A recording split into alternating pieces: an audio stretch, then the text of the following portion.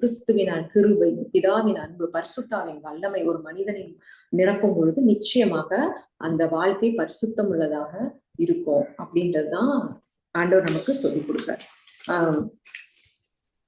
இன்னைக்கு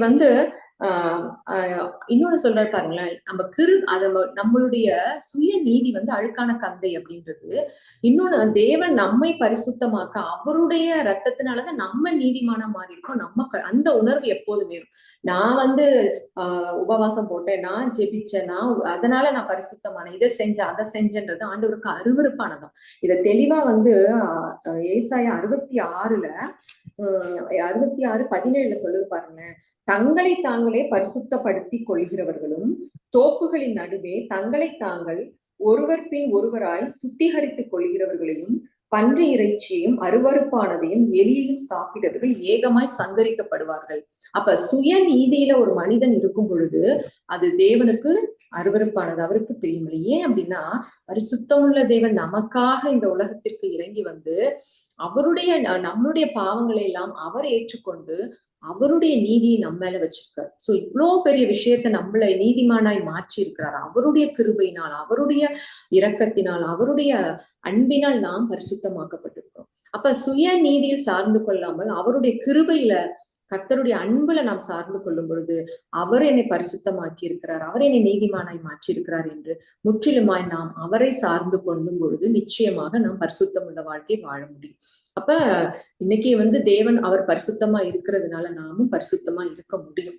எப்படின்னா, அவருடைய கிருபைக்குள்ள அவருடைய கிருபைக்கு கீழ்பட்டிருக்கும் பொழுது நிச்சயமாக நாமும் அவரை போலவே பரிசுத்தம் உள்ளவர்களாய் மாற முடியும் அப்படின்றதுதான் தேவன் நமக்கு கொடுத்திருக்கிறார். அப்ப இது எல்லாத்துக்குமே காரணம் என்ன அப்படின்னா, நம்ம இன்னைக்கு நேரத்தை இன்னைக்கு பாருங்க, ஒரு நியூஸ் வருதுன்னா, இந்த மாதிரி ஒரு வைரஸ் வருது அப்படின்னா திரும்ப திரும்ப நம்ம நியூஸ் சேனலை போட்டு அதையே கேட்டு அதையே யோசிச்சு எல்லாரையும் கூப்பிட்டு அதை ஒரு ஃபார்வர்ட் பண்ணி அவங்களுக்கும் அந்த விஷயத்த அனுப்பி, இது பிசாசோட ஒரு பெரிய ஒரு வஞ்சனை. ஆனா இது ஒரு இந்த மாதிரியான ஒரு வைரஸை உருவாக்கி மனிதர்களை கொல்ல முடியும் என்றால் அதாவது அந்த காரியங்களை யோசிச்சு உலகத்தை ஒரு பயத்துக்குள்ள கொண்டு அதன் மூலம் நிறைய மரணங்களை கொண்டு வர முடியும். இது பிசாசோடைய கடவுள் ஒரு நாளும் நமக்கு இந்த வியாதிகளை கொடுக்க முடியும்னா, ஜீவாதிபதியாக இயேசு, அவருடைய வார்த்தை ஒளி, அவரை பற்றி நாம் யோசிக்கும் பொழுது, வார்த்தையாக இயேசுவை தியானிக்கும் பொழுது, அவருடைய வார்த்தைகளை நாம் உட்கொள்ளும் பொழுது, அதை யோசிச்சு அதை நாம் சிந்திச்சு அதை நாம் பேசும் பொழுது நிச்சயமாக நமக்குள்ள ஜீவன் ஆளுகை செய்யும். நாம் இருக்கிற இடங்கள்ல கிறிஸ்துவை அறிகிற அறிவின் ஜீவ வாசனை வீசக்கூடிய நற்கந்தமாய் நம்மள ஆண்டவர் மாற்ற முடியும். அப்ப இன்னைக்கு நாம் யோசிக்க வேண்டியது, தியானிக்க வேண்டியது, பேச வேண்டியது என்னன்னா, வார்த்தையாக இயேசுவை. ஆதியிலே வார்த்தை இருந்தது, அந்த வார்த்தை தேவனத்தில் இருந்தது, அது தேவனா இருந்தது. அவருக்குள் அவர் இந்த உலகத்துக்கு வராரு, அவருக்குள் ஜீவன் இருந்தது, அந்த ஜீவன் மனுஷருக்கு ஒளியா இருந்ததாம். அந்த ஒளி இருளிலே பிரகாசித்தது, அந்த ஒளியை இருள் பற்றி கொள்ள முடியவில்லை. அப்ப பாருங்க, கிறிஸ்து தான் ஜீவன். அந்த ஜீவன் அந்த ஜீவனுக்குள்ளதான் ஒளி, அவர் தான் ஒளியா இருக்கிறாரு. அந்த ஒளி இருளில பிரகாசிக்குதான். இன்னைக்கு கொள்ளை நோயின்ற அந்த இருள் எங்க பார்த்தாலும் இருக்கிறப்ப நம்ம கிறிஸ்துவாகிய வார்த்தையாகிய ஒளியாகிய ஜீவனை நாம் கொண்டிருக்கும் பொழுது, நாம் பேசுகிற வார்த்தைகள், அவரை பற்றி நாம் பேசும் பொழுது அந்த இடத்துல, இருள் இருக்கிற இடத்துல ஒளி பிரகாசிக்கணும். அந்த ஒளி என்ன ஆகும்?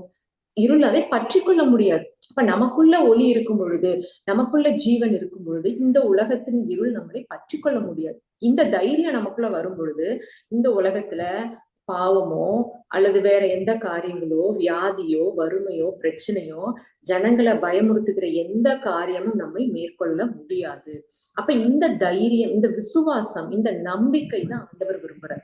சோ இந்த நம்பிக்கையும் விசுவாசமும் ஒரு மனிதனுக்குள் வரும் பொழுது இந்த உலகத்தின் பாவம் அவனை மேற்கொள்ள முடியாது. அப்ப இந்த நம்பிக்கையும் விசுவாசம் எப்படி வளரும்? அந்த அறிவு, ஆண்டவரை குறித்த அறிவு. அந்த அறிவு நமக்கு எப்படி கிடைக்கும்? அவருடைய பிரசன்ஸ்ல, அவருக்கு நம்ம டைம் கொடுக்கணும், அது ரொம்ப முக்கியம். அவருடைய பிரசன்ஸ்ல அமர்ந்து அவருடைய வார்த்தைகளை தியானிச்சு அவரை பற்றி யோசிக்கும் பொழுது நமக்குள்ள ஜீவன் உண்டாகும். இந்த உலகத்தை குறிச்சும், உலகத்தில் வரக்கூடிய அழிவுகளை குறிச்சும், வைரஸை குறிச்சும் இதை யோசிக்கும் பொழுது நமக்குள்ள பயம் வரும். அப்ப நம்மளுடைய யோசனை, நம்மளுடைய ஆத்துமா, இதான் சொல்ல பாருங்க, உன் ஆத்துமா வாழ்வது போல் எல்லாவற்றிலும் சுகமாய் வாழ்ந்துரு அப்படின்னா என்ன? நம்மளுடைய ஆத்துமா, மனசு எதை நினைக்குது? நம்மளுடைய மனது கிறிஸ்துவை குறித்தும், அவர் கொடுத்த விடுதலை, அவருடைய அன்பை குறித்தும் நாம் யோசனையா இருக்கும் பொழுது, அந்த வெளிச்சம் நம் சரீரத்தை நிரப்பும் பொழுது நிச்சயமாக நாம் ஜீவனையும் ஒளியையும் இந்த உலகத்திற்கு கொடுக்க முடியும். பரிசுத்தமா இருக்க முடியும். அவரை போலவே நாம் வாழ முடியும்.